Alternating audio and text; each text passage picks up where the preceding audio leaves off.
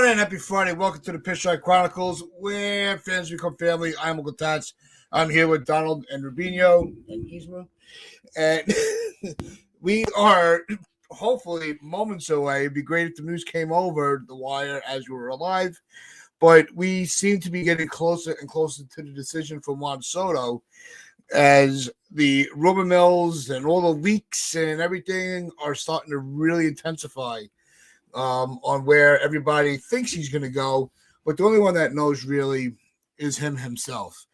And until he announces the decision with his agent, then it's just more, say, the less of what we've had the last couple weeks. But before we really get too deep of a dive into Soto, there also are rumors that the Yankees are not sitting idle on their offseason moves, as they are also it's been said that they are linked to Corbin Burnes and Max Fried to kind of solidify the starting rotation. And it's interesting to see which one they would take, because both of them, I think, would be a premium number two in our rotation.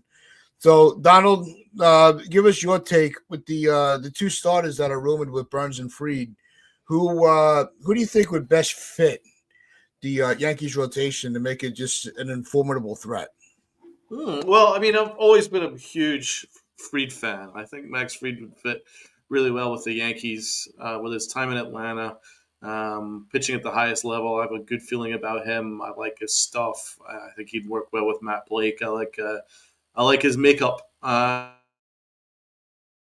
think he'd do really well in New York, and I think he'd also be cheaper than Corbin Burnes, which would be a plus too. And this dude's a legit number two. I mean, the amount of years he's already racked up, where he's had an ERA of under 250 or around 250 is pretty impressive, man. The guy is a legit pitcher. He's a serious pitcher.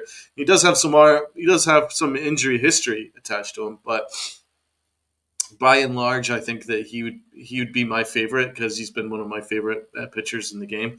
But Corbin Burnes is an even better pitcher. I think he'd be probably a little bit too expensive, but we'll see. It's possible. One or the other is possible. I think that more likely would be Fried. If it was between the two, I would say more likely to be him. Corbin Burnes will have a lot of a market, and I think the Orioles have as good a shot, if not better, to retain him. So I think that Fried would probably be the more likely. You could argue that Corbin Burnes is a better pitcher, but I think Fried would be a legit upgrade for the Yankee rotation if we add him plus Juan Soto. Oh, what an offseason. What an offseason that would be. Yeah. When I saw that tweet that the Yankees have had those conversations, I was like, okay, that tells me that they're at least exploring every possible avenue. We know that Cashman is a generational tire kicker, as they say, but if they can land one of these two along with Soto, that would be huge. I don't really have a preference. I like both pitchers. You can say that Fried has more playoff experience, although his numbers in the playoffs have not been very good, so you have to take that into account. But either way, if you get one of these two, they're the number two starter immediately. Corbin Burnes would be an ace on most teams in baseball. But it just so happens that for us, he'd be a number two guy. But if he signed with like Boston or San Francisco, he'd be their number one immediately. And yeah, if you're looking at the money that's been given out to starting pitching, I mean, Sevy just got 22 from Oakland. So you're talking about the money that these guys are going to get. Fried's going to get 30 easy, and then Burnes would probably surpass what Snell just got, and he probably will go past what Cole just got. Unless there's deferred money, I can see that being a case now for most pitchers, that knowing that pitchers kind of fizzle out a little bit sooner nowadays because they throw so hard, maybe more pitchers would be inclined to take deferred money. This way they continue to get paid later on in their life. Maybe that's a thing because we're starting to see it. We saw it with Blake Snell. We saw it with Ohtani, things of that nature. Even Yamamoto took deferred money. Maybe more pitchers will go that route. But either way, you can't go wrong with one of these two pitchers. I still prefer that we go bullpen, but if we're getting a really good starter with the money that we're going to spend, I'm perfectly fine with either one of these two. That's been my standpoint the entire time. I prefer to spend big on the bullpen, but I'm not going to complain about adding a second ace to this rotation because we need to do everything we can to counter the powerhouse that the Dodgers are, and the fact that every other team that's going to be competitive in the AL is trying to get better because the Red Sox want to get better. The Orioles are always a threat. The Astros will always be good. The Royals are on the come up. The Tigers on the come up. The Guardians were just in the ALCS with us. These are all good teams that we're going to have to compete with. So we need to add as much ammunition as possible to get through the AL and eventually, hopefully, get by the powerhouses that are in the National League. You need as much ammo as you can, and those two would certainly help you get there and win it. Yeah, I think the interesting take on it is, the rotation, we were saying really wasn't a point of concern or priority, that it was really the bullpen is where the Yankees needed to kind of put all their ammunition towards. This way, we're not losing the games in the later innings when the starters come out. And if you're looking at a Burns or a Fried, I think either one is definitely going to give some serious depth to the rotation and, pitchers that can eat innings and take the pressure off of the bullpen. That's always something that needs to be, brought into the conversation as well. But it's also, does this also mean that they have big plans to move Stroman or Nestor to make room for said pitcher? I think that's also something that needs to be evaluated as well, because right now, they always say you can't have too much starting pitching. But if you're going to be trying to work within a budget and not have, wasted money on your roster, pay, say for argument's sake, Nestor or Stroman go to the pen, are you going to be paying that much money for them to be just a relief pitcher for an inning or two when they're making starting pay?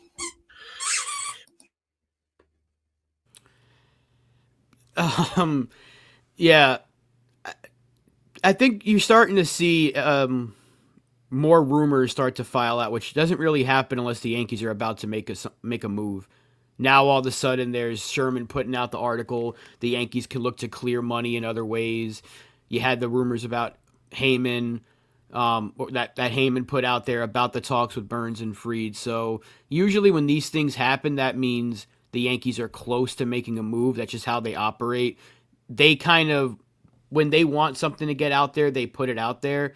That's just how they've been working for years and years. So, I mean, I think first thing we're going to see is going to be a Soto move. But you had that one article, I forgot who it was from. I think it might have been Sherman as well, that said even with Soto, they should go get Bellinger. So now Bellinger's name has been coming up constantly in Yankees rumors. And you had this stuff about the pitching. So that tells me that the Yankees are keeping everything open. There's the Willy Adames rumors that have been coming out. In case they don't get Soto, they would pursue Adames, which I think is okay. It's better to me. It's a better option than Santander, but you're starting to see these things swirl around, which means Soto's decision is close, and the Yankees are going to hopefully pounce quickly on their second move. I think they really know that they have to go. Once again, they have to go all out this offseason because they were so close. Getting Soto back is the first key. But then they got to add on top of that. They can't just be like, it's Soto and then dumpster dive and we're going to be back in the World Series. You got to still add on to this roster, and I think that's what the Yankees are doing. So I do think Soto's decision is close. How close, I don't know. He might be spot on. The other day, he said it could happen today. I have a feeling it's going to be today or tomorrow. I don't think it'll be today now. I think it'll be tomorrow. I think it'll be tomorrow. I think you could be hearing by something around about 9 p.m. tomorrow night. Because he's going to meet with all 5 teams tomorrow. That's what they're saying. Or whatever teams that are still in the running, he's going to be due to meet them tomorrow. And then after he meets them, I think he's going to have a pretty good idea. And then we'll have an idea. But certainly by Sunday, I think it'll be an announcement. What I think is going to happen is I think Saturday night, you will have the confirmation of a tweet from Passan, whatever. And then Sunday, there'll be a press conference or something to that effect. So I have a feeling you'll learn something tomorrow. Yeah, I think we're definitely going to hear something late tonight, I know it's probably going to be one of those, 2, 3 in the morning. Everybody's still on social media hitting refresh, like they're 90-year-old woman at the slot machine in Atlantic City, just trying to get that, they just constantly tap, tap, tap, tap. But I think definitely before Monday, we're going to know what's going on.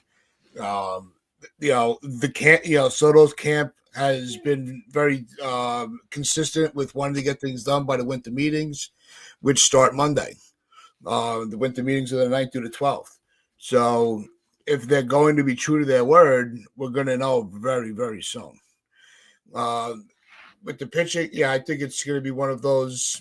Yeah, if you're able to get one of these guys, it just leaves somebody a little more expendable to make a trade, or just to kind of, get some prospects to build up your system a little bit, to give Soto that reassurance that, no, we are also planning for the future, not just 2025. Because that's been one of his concerns, is the depth of the farms on some of these teams and where what they're looking for. So the Soto news is definitely going to come first. And I think the reason, that's also why we're seeing a lot of increase with the talks with Bellinger. Because Bellinger is the ultimate, second move. It's also showing faith to Soto that they're not, they already have all their plans in place of what they want to do. So if the Yankees are able to make a trade for Bellinger, there's your first baseman. If Soto, makes the dumb decision to go somewhere else, then we would still have a left fielder, and we just have to fill up first base. So I think the Yankees actually have a very solid plan going into the winter meetings. So Brad says if Heyman breaks it and it comes directly from Boris, isn't it interesting that Heyman completely changed his tune from last week to in the week before that? He had the Yankees 4th place. The Yankees were a distant 4th. Oh, I don't think the Yankees are going to be in this. And then yesterday, it's I think the Yankees are going to get this. so what changed? What changed? That's what I want to know. What changed? Did Boris have that get leaked that the Yankees were in front? Did Heyman suddenly reattach his brain and realize that the Yankees were never going to be out of it in the first place? Like, I want to know. It's like, what do you guys think? We know that he's a mouthpiece for Boris. I mean, that much was proven last year. But there's so many reports, and I want to say what's up to the chat because we've been going up for about 15 minutes now. We haven't even said what's up to everybody. Hello to everybody in the chat. But we've been seeing some people say the Mets will get the final word. Feinstein said the Yankees would have the final word, but Jack Curry said he can't confirm that. Nobody knows. And I don't know if it's me daddy or my daddy just commented, but nobody truly knows but Soto on where he's going to go, and it's probably going to be last minute decision. And that's exactly it. But I was talking to Donald last night, and he was saying the tea leaves. If you read the tea leaves, it seems like it's swinging in the Yankees' favor. And that John Heyman statement is proof of that. How do you go from a week ago, yeah, they're behind Toronto and Boston and the Mets, and now all of a sudden, I think it'll be the Yankees? Nobody knows. Does that put the Yankees as the favorite? Maybe, but then you'll have Curry and other people saying like, oh, there might not be an actual favorite here. Nobody knows, and that's kind of the beauty of it. It's a waiting game for everybody. So once again, don't believe the other accounts you'll see that are saying, oh, now Carlos Mendoza's son is leaking the contract details. Like, come on, let's just wait and see until it happens. And we know who, like, one of the big guys are going to report it. And then it's going to be all out mayhem when the announcement does come, whether it's us or the Mets, the Red Sox, Blue Jays, even the Dodgers. One of those 5 teams are going to get him.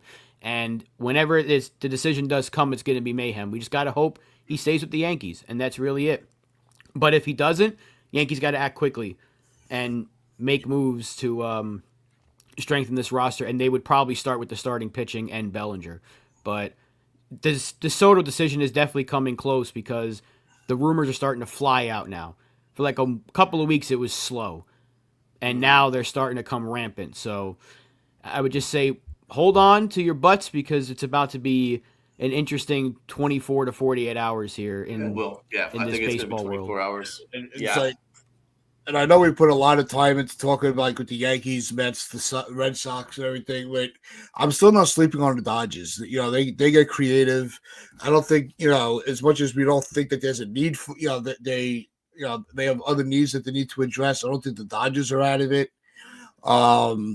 So they're always What I somebody. would say is, what I'd say about the Dodgers is Soto isn't going to take any deferred money, and that's the only way that the Dodgers would be able to fit Soto into the rest of that Yeah. team would be serious deferred money, and Soto ain't going to defer any money. So that's why I don't think the Dodgers are as strong as what others are making it out to be. I'm not overly concerned about that. I think their biggest focus would be getting Blake Snell, which you've got, and then they'll get Sasaki, of course they will, and then they'll add Teoscar Hernandez and probably another um, big contract as well because they're the Dodgers and congratulations to them because they just want to get better and better and better. I just don't think that they're going to take on a $50 million AAV on Juan Soto for the next 15 years.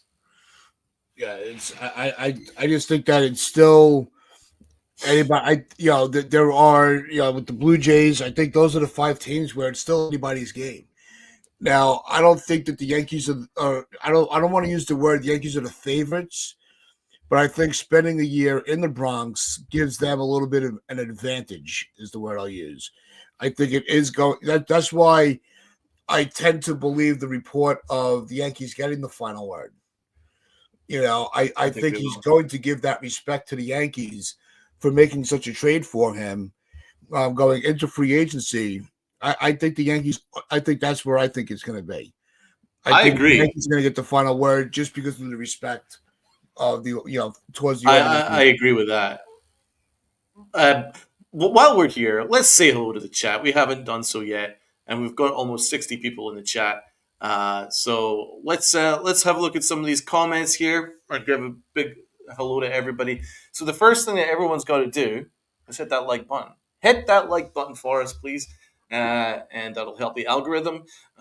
If you haven't already done so, hit the sub button, whichever platform you guys are watching. You can hop on over to YouTube and hit the like button, hit the sub button if you haven't already done so. There's also an opportunity to join, and we're looking to continue to build and grow our Chronicle family as we have a bunch of exciting things coming up for our members down the line in the near future. So let's have a look and see some of these people in the chat. We've got Blaze455.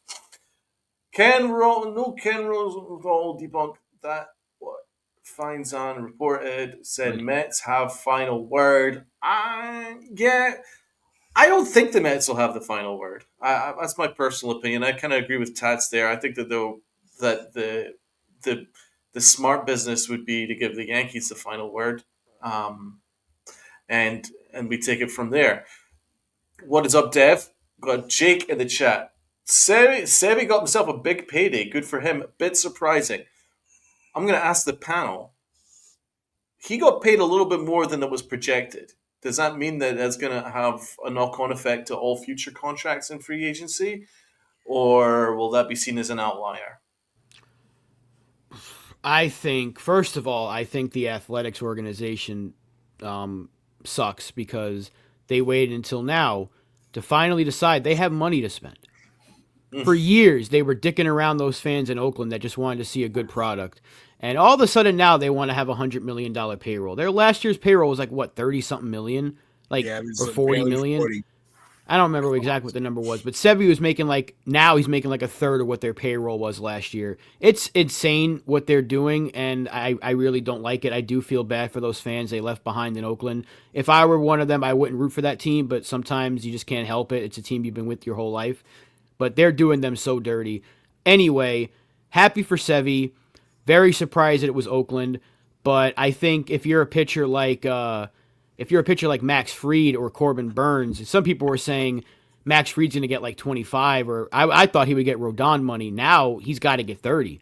Like, look, if Severino is getting 22 and Montas is getting $17 million a year, you got to pay this dude like 30. the number for pitchers is going up constantly, and Blake Snell just got a huge deal. If it wasn't deferred, it would have been like 36 million. So Mm-hmm. yeah, they're gonna get paid. I don't know if it's an outlier, but I do think it's gonna. I definitely think it's gonna set that market that Burns is gonna look at that and say, okay, I need at least 33, or I need at least Cole AAV, right? And Max Fried will probably be slightly below that. But those are the best three pitchers: Snell, Burns, and Fried. You already saw what Snell got. I wouldn't be surprised if those two get around the same number or more if you're Corbin Burns. I think he's the best of that bunch. So Sevy's contract definitely helps those two, I think. Yeah, it definitely helps the players. I think Free definitely is going into the 30 mark, and a guy like Corbin Burns, he's gonna surpass Cole's AAV wherever he goes. So I think well, the players they're getting their pay, good for them. Obviously we've never had any hate towards Sevy. Always wanted him to find a place where he can call home and pitch well. I'm surprised it was the A's though. That I think that would that not the money aside. I think the team that gave him the money is what's shocking, especially when they're on the move. Are they trying to just get a veteran presence to work with some of the younger kids that are coming up through the organization? I don't understand the motive to it. But hey, Sevy got paid. I can't be mad at it. Good for him. No, I'm happy for him. I think it's a mixture of things. I think it's a little bit of shamelessness, the fact that they've moved location and now they're willing to up their payroll. So yeah, I agree with Rob to that extent. Whereas it's a slap in the face to the people of Oakland. But also we've been campaigning for the smaller market teams to actually spend some money in free agency to raise the salary floor. So now that we've actually got it, am I going to complain? No, I think it's a good thing for the league. So I think it's a good thing for the league that there's a small market team that actually spent over the odds to get it done. That's probably what they had to do. I think they probably sat down and figured, there'll be a bunch of teams after the initial round of free agency that will be in on Severino. So let's nip it in the bud now, pay a little bit more just to get him now. And that's what they've done. I think it was smart business because I think that after Fried and Burns drop off the table, I think Severino would be the next. And for Jack Flaherty, that B tier, I think the B tier would have ended up getting some hefty contracts. So they've nipped it in the bud to get Severino in early. So that's the way I view it. How that's going to affect Fried and Burns, I'm not sure. I mean, Fangraphs had Fried around about 25 to 27 AAV. I think that's now going to be up a couple mil. You could be looking at 29 AAV for Max Fried, 30. Acevedo says 36, 37 for Burns. That makes a lot of sense too. But he says here, if you're giving 30 to Fried, I prefer to give 36, 37 for Burns. Well, I mean, it depends on Juan Soto. And it depends on if you can move Marcus Stroman. If you're able to do both, I would be surprised if they could fit Burns into the budget and stay under the threshold. So I think the most likely thing would be Fried. And that's not going to be a bad thing. If you look at Max Fried's numbers, man, 2023 to 255 ERA, 2022 to 248 ERA, 2020 to 225 ERA, 2018 to 294 ERA. He's had 7 complete games in his last 5 years. The dude's been legit. He's been fantastic. Even last year, and it's probably been his worst year since 2019. And it was a 3.25 ERA, which would be better than any Yankee starter. So yeah, sign me up for Max Fried all day long. So as I say, there's 60 people in the chat. We got NFE saying hello. We got salute to you, NFE. Nando390 says Red Sox look so desperate. Soto has been leaving them on red, and now they're simping. I like that. Hopefully that is very much the case. Nando also says that Sasaki wants to play for a championship organization. The Padres are out. Gregory Wayne, wish the Yankees signed a closer while waiting for Soto, Scott, Hoffman, Estevez. Well, to be honest, I don't mind that the Yankees are all in on their priority with Juan Soto. I think that's actually a good look. If you're Juan Soto, wouldn't you prefer a team to be 100% invested in you as opposed to doing little things on the side? Like the Mets bring in Frankie Montas. Is that going to really convince Juan Soto to sign? I mean, that's not exactly a caliber of player that's going to like push the needle towards the Mets. So I thought it was kind of needless that they did that so early. So that's my feelings. I mean, yeah, he's a good pitcher, but honestly, I think at the moment the Yankees are doing the right thing. Go all in on Soto, and then make your moves after. Yeah, but you can still fit in like one move or something like that. Because at the same time, Soto has been asking like, what else are you gonna do to make this team better? So it could go both ways. I'm perfectly fine with them saying, look, there's still plenty of time after the Soto signing to make other moves. It's not like the free agency crop is dried up after Soto. There's still plenty of top tier free agents out there because only like two of the top guys have signed. That's Sevy and Snell. I don't know if you could put you could probably put Kikuchi in that category, but outside of that, who's really been a huge signing? Higashioka, Hendricks, like it hasn't really been like this huge market moving. So I think you can absolutely put all your focus on Soto, and then immediately after that, you got to start attacking other moves, whether that's trading some pieces away to clear money, or maybe you can get one of those pitchers to take deferred money. That's always an option. We can't count that out. Snell did it. He was a Boris guy. No one thought Boris guys would take deferred money. Well, Blake Snell just did. So maybe the Yankees look to explore that avenue. There's plenty of ways they can make money appear out of thin air. They're also the New York Yankees. So maybe one year they just say, all right, we have to go buy 300 again. Hal didn't say he has to get under it this year. He just said he prefers to lower it a little bit. He never said we're getting under the tax threshold. He just said it's not sustainable. So maybe for one more year, they just say, okay, we have to go for it. Because next Yeah, a year ton of they money is have coming off the books next year. exactly. So they keep having money drop and drop and drop. Eventually DJ will be gone off the books. Thank you. Hicks will be gone off the books. Thank you. And there's more money. And so the Yankees could say, all right, for one more year, screw it. We got to go step for step, blow for blow with the Dodgers. I'm not saying they got to go to like 350, but if they have to put the payroll to like 320, it's not going to kill them for one more year. They're the New York Yankees. They can afford it. So maybe that's what they're thinking. I'm not saying that's going to happen, but they could do it. And Mike Lopez, you can't get all of those guys instead of Juan Soto. Damian, you're spot on. With $50 million AAV, you're not getting 5 different players for $50 million. Thank you. So it doesn't work that way, my guy. I know you're trying to put like build the roster instead of Soto, but Donald already broke that down. Damian, thank you for that reply. It just doesn't work that way. I wish it did. It doesn't. Mike Lopez coming up as a serious hater here. Look at this. Why are you giving this dude Juan Soto all this clout? So humble of a guy asking for $750 million. Like 650 million is not enough money. Okay, so let me try and address this. He's 26-year-old.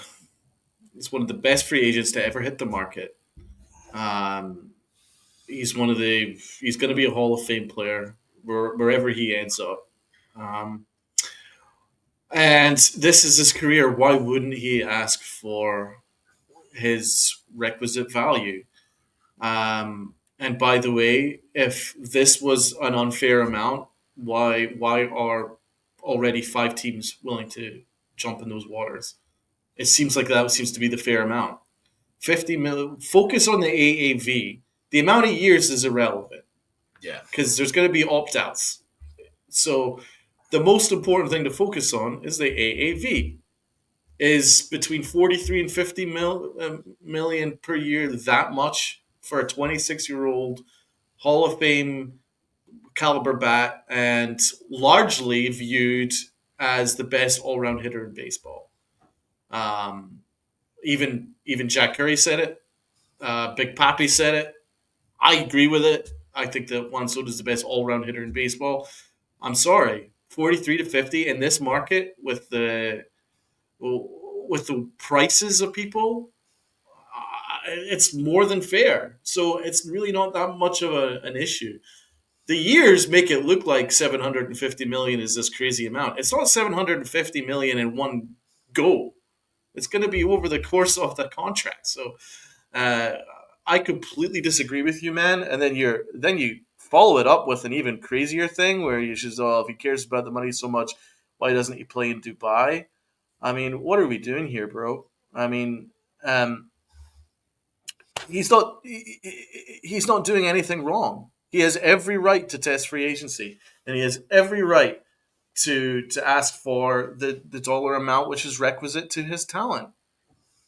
I mean, just because he's holding fort right now and there's a bunch of teams interested in him doesn't mean he's doing anything wrong.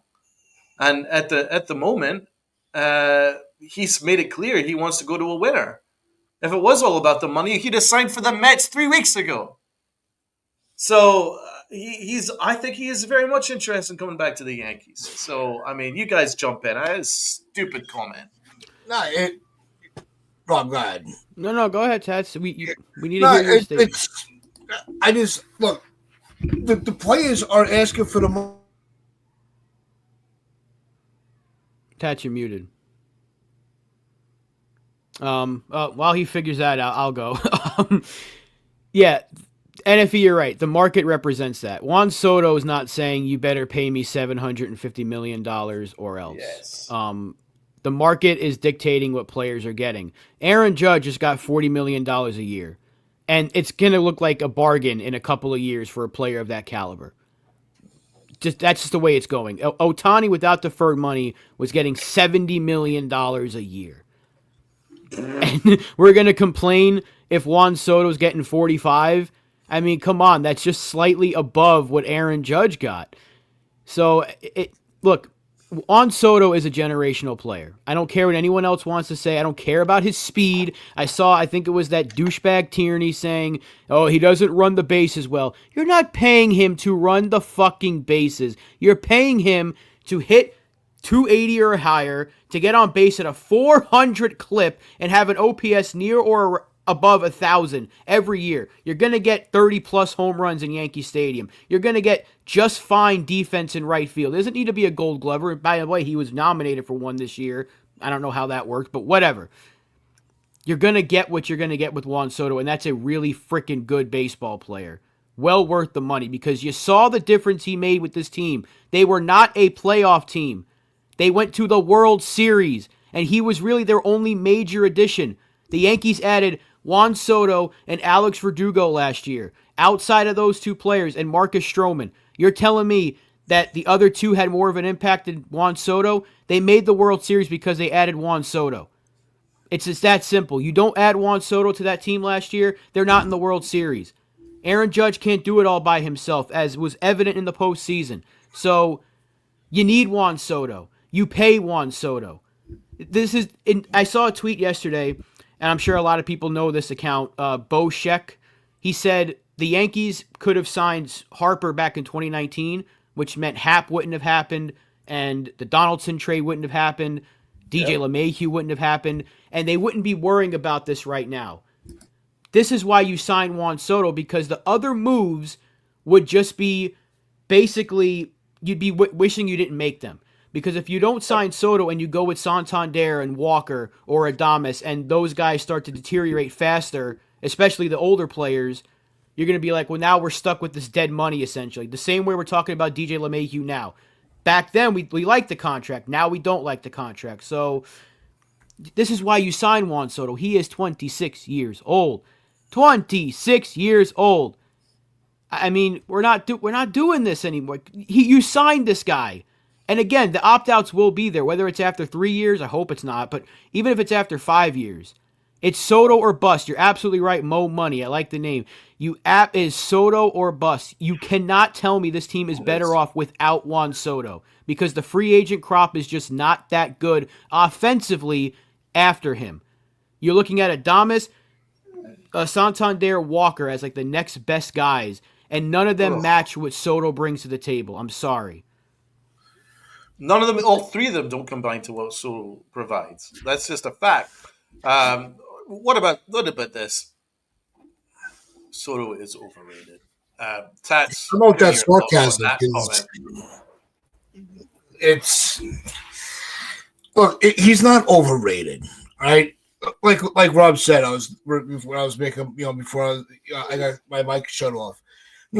This is he's only asking for what the market's dictating.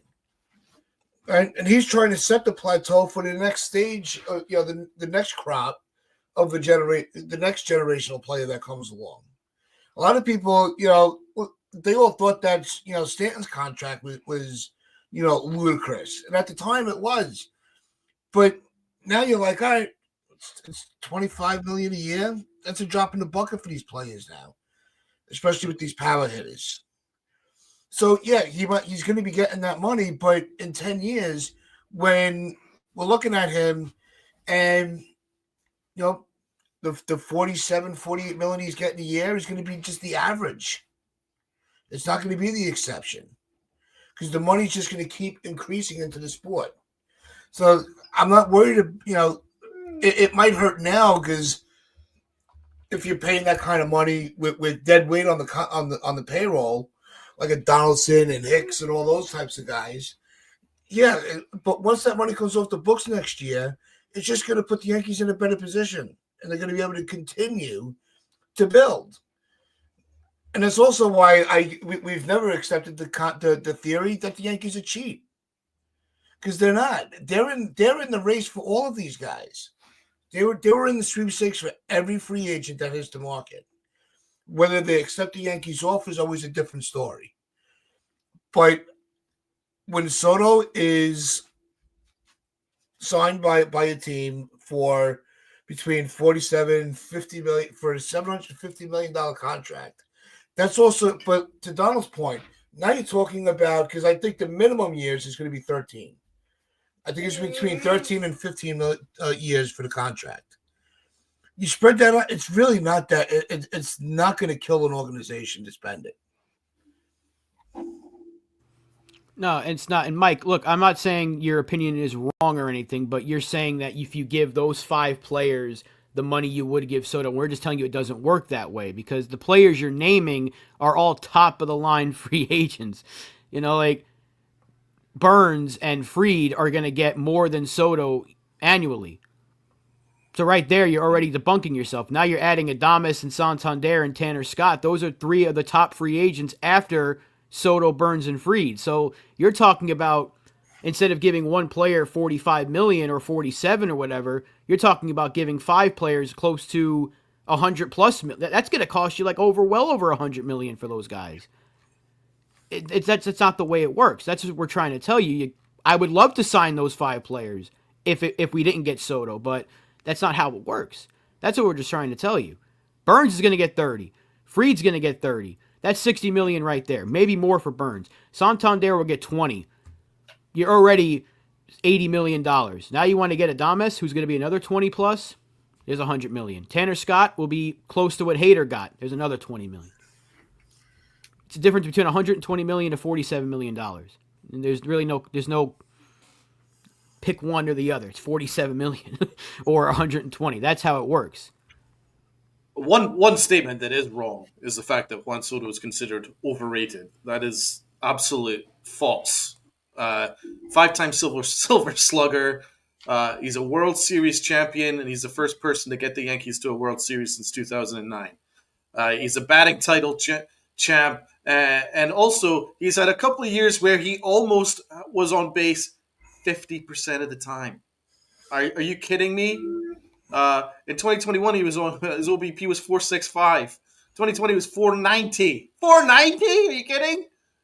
This year, 420? That means he's almost on base 50% of the time. That is not overrated. That's absolutely unbelievable. His OPS plus of 178, that's 78% above league average. 78% above league average. He's in the 100th percentile in batting run value, according to Baseball Savant. That means that he's number 1, the most valuable offensive player in the league. You give me a freaking break, overrated. Go learn something about baseball, overrated my ass. Yeah, I want to bring up this, because it's almost a little contradictory to your argument, Mike. That's why we're kind of, you're saying he's not, you never said he's overrated. Many podcasts feel he's the best free agent hitter this year, which is true. He is the best free agent hitter. That's why he's getting the money that he is. That's the way the business works. These teams, these owners are worth billions of dollars. They're, and that's just their own personal wealth. Never mind what they make off the team. That's not even mentioning what they're getting with the TV contracts. There's so much money that comes into the game. Why not let DC makes this argument, or, he's made this argument for years. Why not force the owner's hands to increase the pay for the players? They're the ones that are bringing the money into the product. The owners aren't on the field. Let the players get paid. I don't get it. Well, Mike didn't say he was overrated, but that was another comment, Mike. That was another comment. Yeah. Okay. So you might have got lumped in there with two people at once, but still, it doesn't change the fact that he's not overrated. He's not overrated. He's a damn good player, and he's well worth the money because he's going to bring you much more than what you're paying for him. Think about the amount of jerseys he sold just being a rental player. You get this guy for the next decade. Mm-hmm.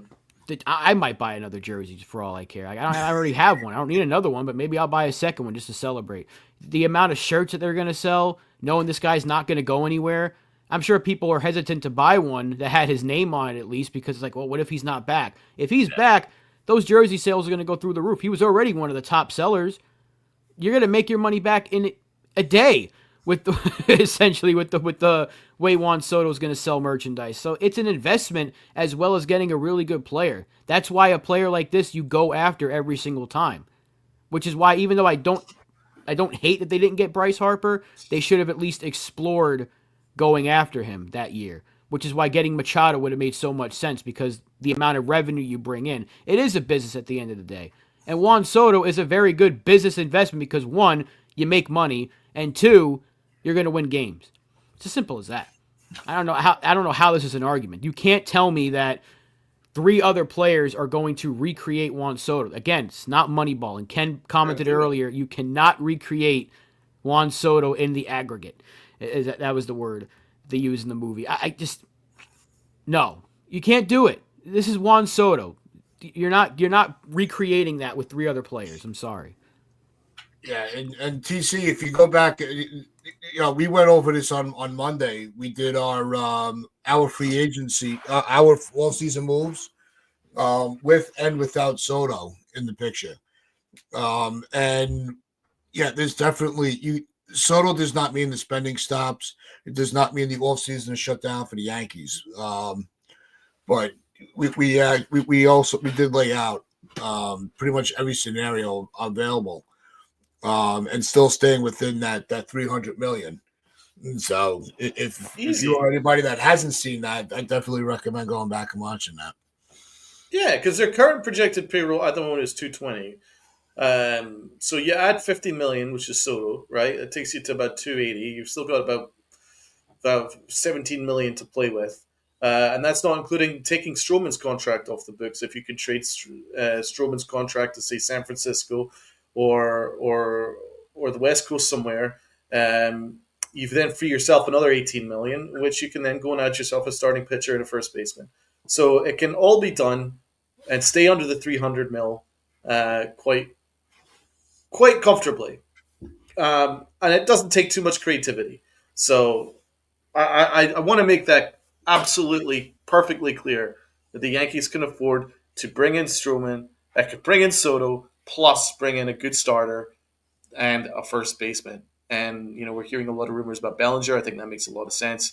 And I think the Yankees could do it. As for the Bryce Harper thing, I mean, let's hope that Brian Cashman's learned his lesson, because he said that we didn't need to get Bryce Harper because we had Aaron Hicks. And that might be one of the stupidest things that's ever been said in the history of baseball. That is one of the top 5 stupidest comments probably ever.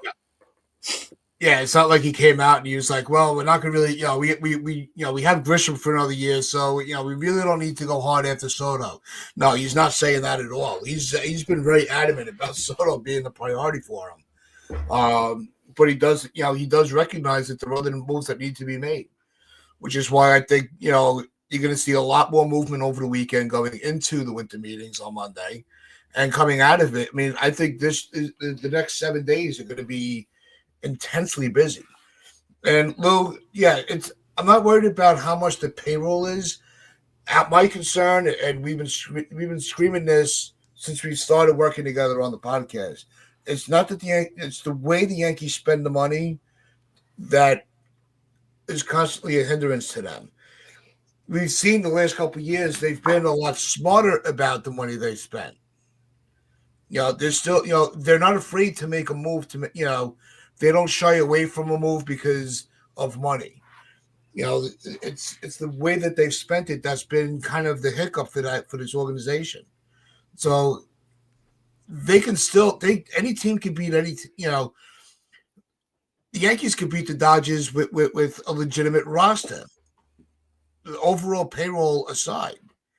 If they're able to, get Soto, make a trade for the players that I brought up, and get Luis Arias for first base, and they lock up Tanner Scott for the closer role.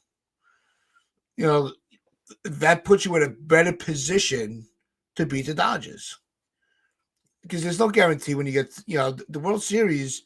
Look, that's the other reason why Soto's got the value that he does. The Yankees haven't been to a World Series in 15 years. Last year, 2 years ago, they missed the playoffs altogether. They make a trade for Soto. Not only did they get back to the playoffs, but we made it to the World Series. So, yeah, there's his value.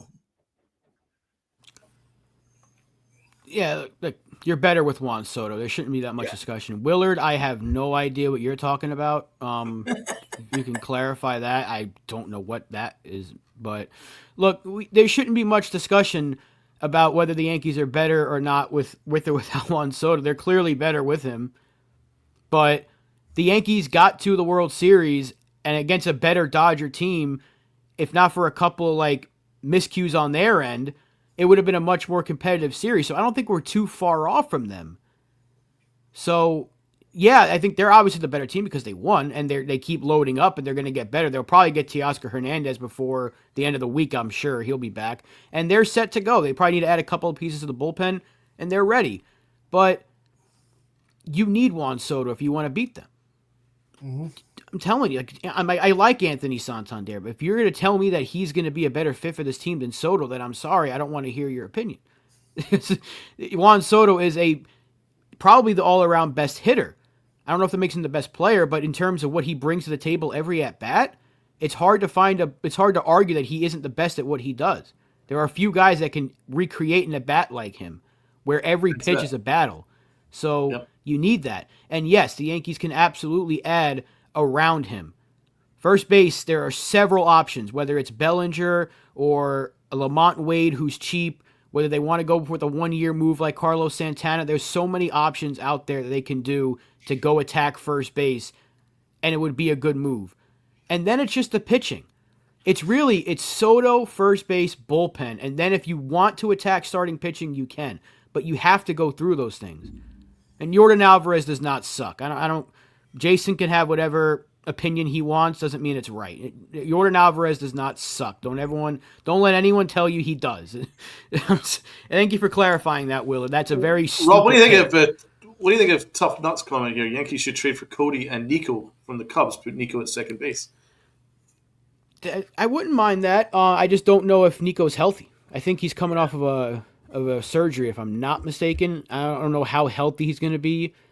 If that gets the Cubs to eat some money, sure. If we don't have to give up that much, or maybe if they're forced to take Stroman back at that point, you might consider it. But I don't think we really need to attack first base or second base.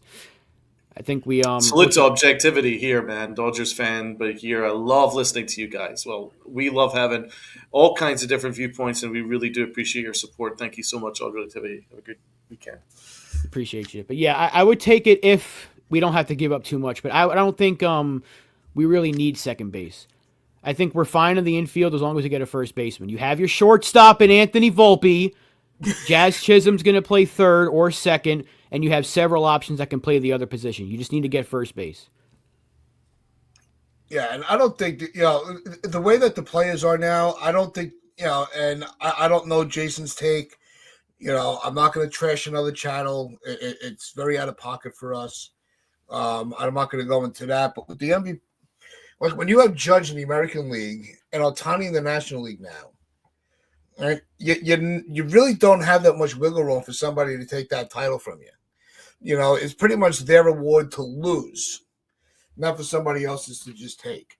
So I don't agree with the MVP. Is why that somebody has an opinion of why he's not a good player. I don't think Alvarez. I think Alvarez is a solid player, but I'm not gonna. We're not gonna use those comments to trash on somebody else. Daddy, there's a bunch of reasons why the Yankees are looking at Bellinger more than Alonso. One of which Bellinger will be cheaper than Alonso. One of which Bellinger is not going to be a massive commitment.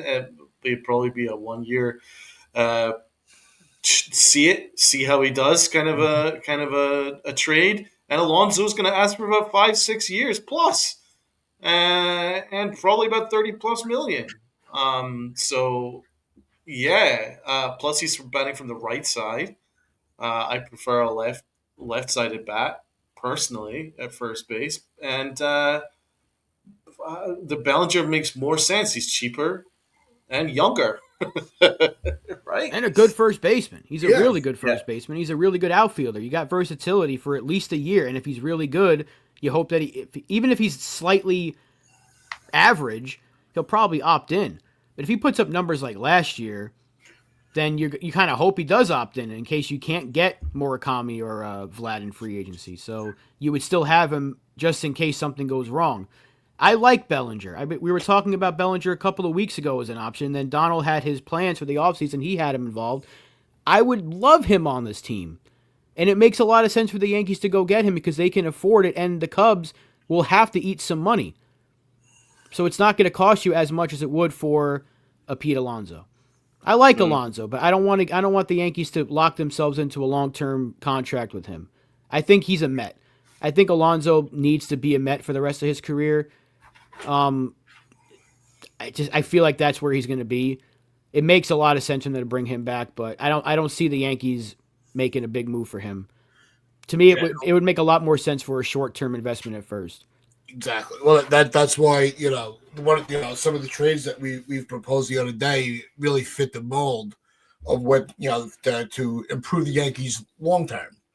Alonso does not improve the team long term, and he's spoken very highly about wanting to stay in the Mets organization, and he's waiting for any call that he can from them.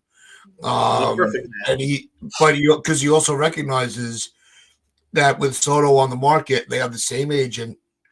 That he's gonna have to wait to see what where the Soto deal lands. He goes, and then he understands that his market's gonna then pick up. So Alonso, even though we have not mentioned his name a lot, I will say he's actually handling his free agent. He's been kind of classy about it and not screaming about what about me, because he does have that reputation of being kind of wanting to be in the spotlight. Making it about him, but not this offseason. So I'll give Alonso that. I don't know if he's ever wanted to be in the spotlight.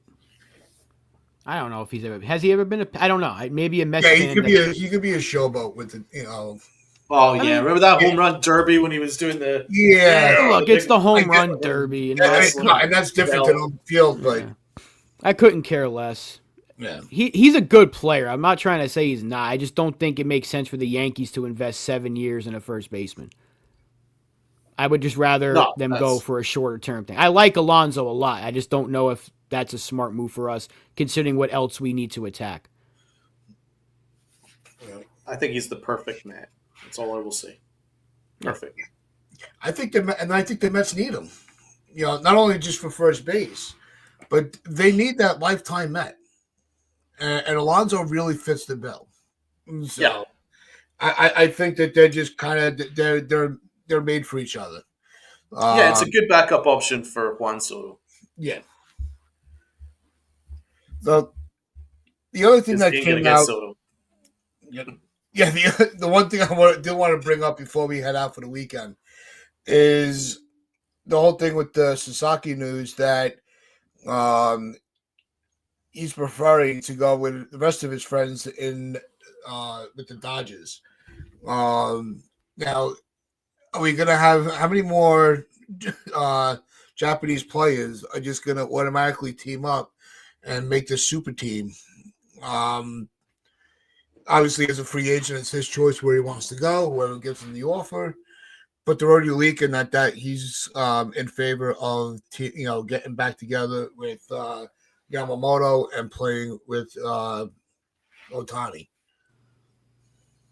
Anyone have that Oprah gif that I'm constantly posting on Twitter, where she's kind of like, "I fucking told you so." Like this was gonna happen. I don't blame him one bit. Why would he come out early and cost himself millions of dollars in annual salary if he didn't want to play with those two guys in LA? And I can't blame him for it. Anyone going attacking the Dodgers and attacking Sasaki and Otani and be like, this is collusion. Fucking right it is. You're telling a guy like Sasaki to be like, come play here.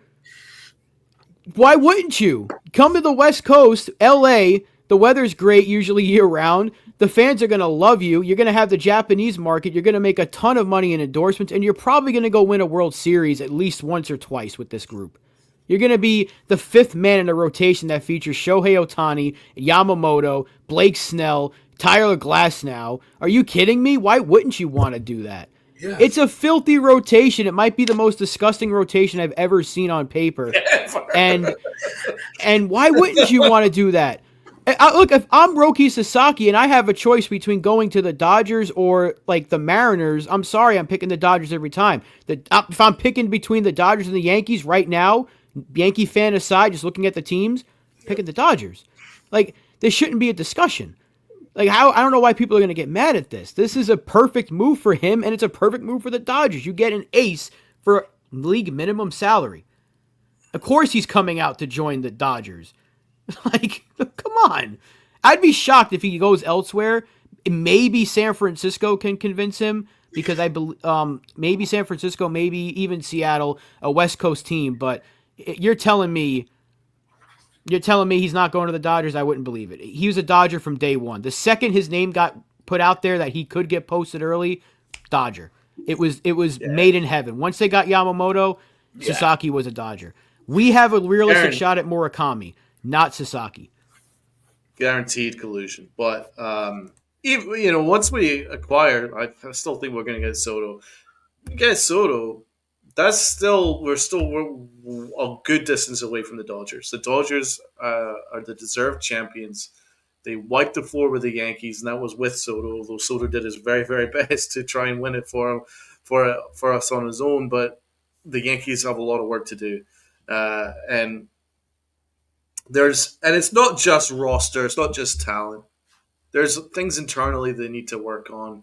They need to improve their development, and they most absolutely, vitally need to stop being so arrogant with the idea that maybe other teams had their number because there is an issue with their fundamentals. But the Yankees have kind of scoffed at it. I watched Aaron Boone through the year and talking Yanks.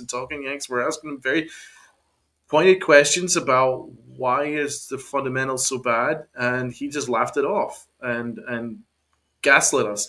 I'm sorry, it's a serious issue, and the Dodgers made it a serious issue. They were like, all we need to do is make contact, and they're going to win the World Series. So, not to go back to that, all I'm pointing out is you acquire these players, great, but the Yankees are still a different distance away because they have to improve their coaching.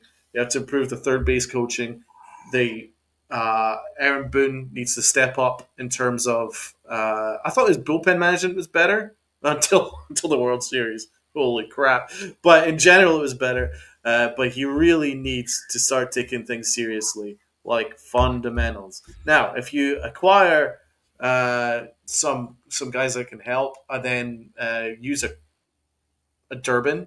Durbin is all about the fundamentals. That's going to help the team for sure. Absolutely improve the infield defense.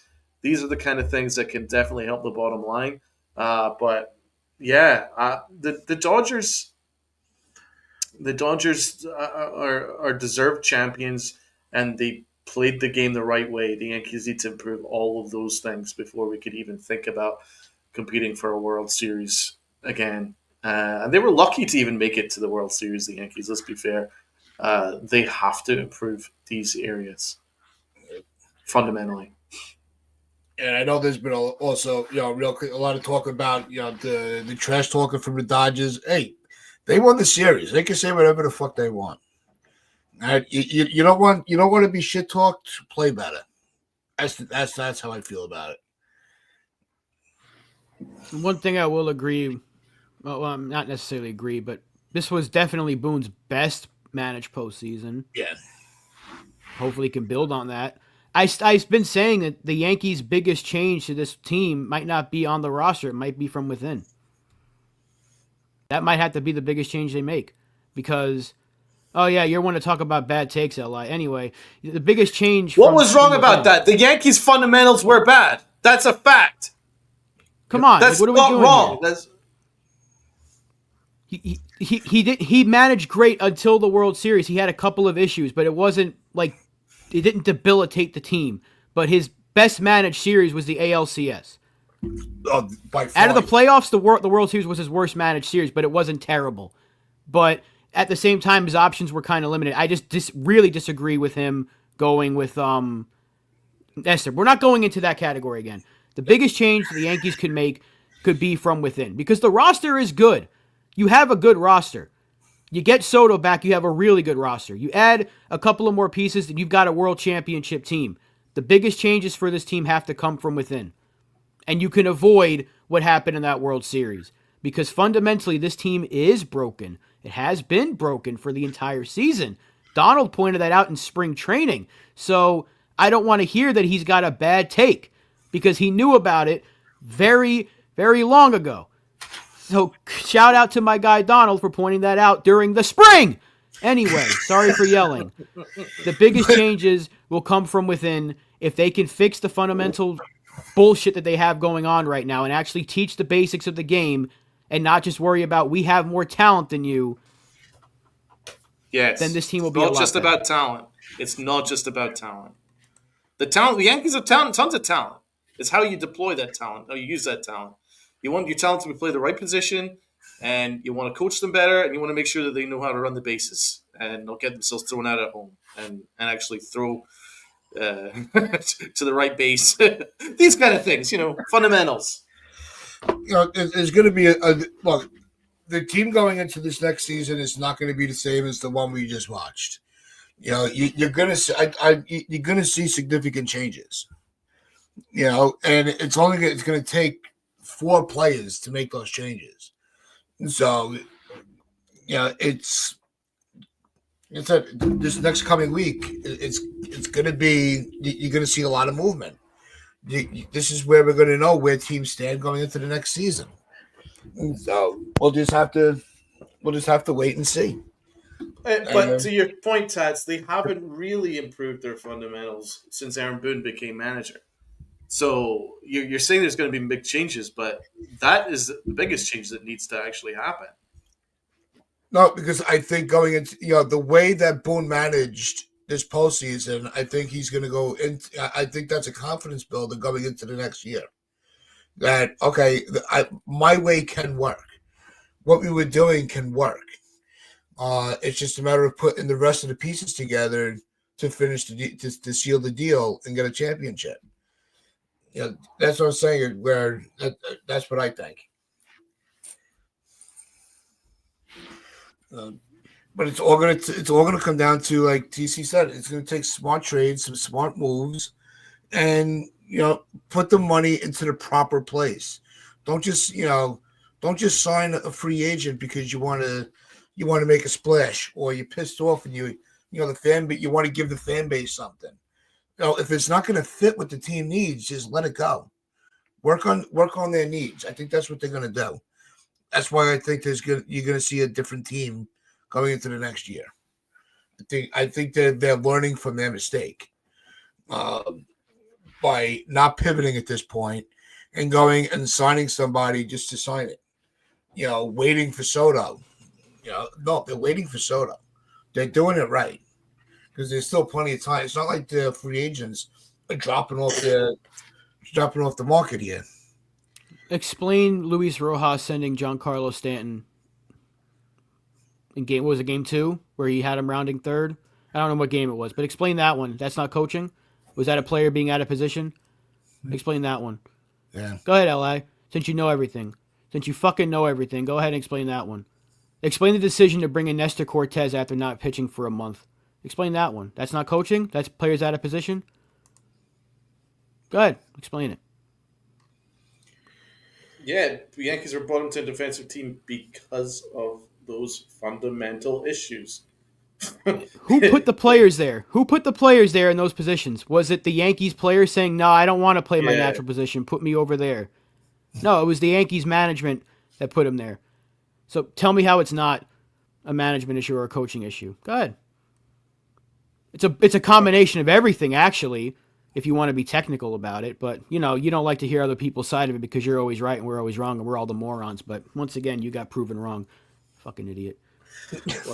On that note, we do want to thank everybody that joined us today. Appreciate every single one of you. New subscribers, appreciate you. Hope to see you in the chat as the off season progresses. The members, appreciate you. Everybody watching on Facebook and Twitter, appreciate you tuning in. Hope you do decide to jump over and hit that sub button to join the discussion. And to everybody listening on Sportswire Radio, appreciate you tuning in. But that is going to wrap things up for us today. We do hope that everybody enjoys their weekend. Just remember, hit that like button, hit that sub button, share this out with your friends, your family, the strangers on the corner.